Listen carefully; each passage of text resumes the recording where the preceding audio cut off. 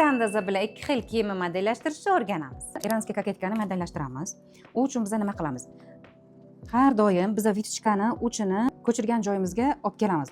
Iranskiy koketka uchun vitichkamizni relyefni qilib olamiz. Mana olib keldik qizlar, e'tibor beringlar. Mana shu joydan tekis qilib chizib olamizda, buni kesamiz. Koketkamizni ajratib olamiz. Vitichkamizni yopamiz.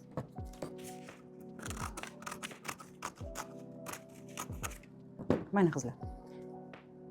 Koketka alohida bichiladi, pasti alohida bichiladi. Endi pastini biz iranskiy koketkalarni bilasizlar, oldida zborkasi bo'ladi. Oldida zborka qilish uchun oldini faqatgina mana shu oldini o'zini 3 bo'lakka bo'lib 1 2 3 uchtaga bo'lib olib kesib olamizda buni.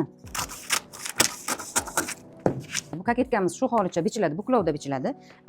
Etagi esa materialda oldi tomonda ham 4-5 sm qoldirib, mana birinchi ikkinchini orasini ham shunaqa 4 sm dan ochiq qoldirib materialda qo'yib bichiladi.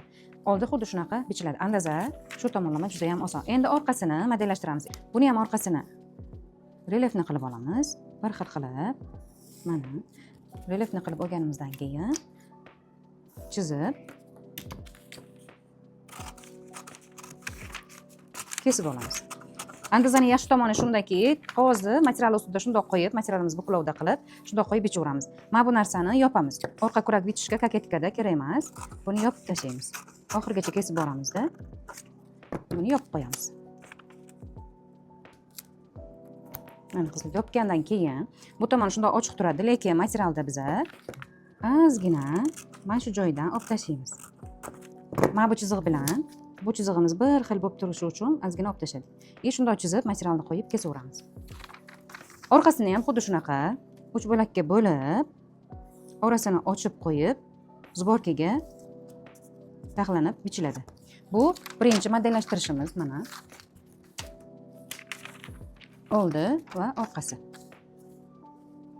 Mana qizlar. Iranskiy koketkamizni hozirda bizada mana bunaqa tekis holatini ko'proq tikishadi. Mana shuni ham kesib ko'rsataman. Mana.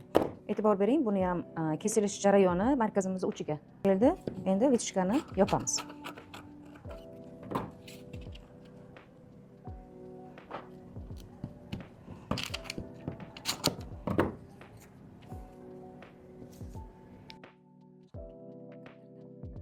Endi ikkinchisini modellashtirib ko'rsataman.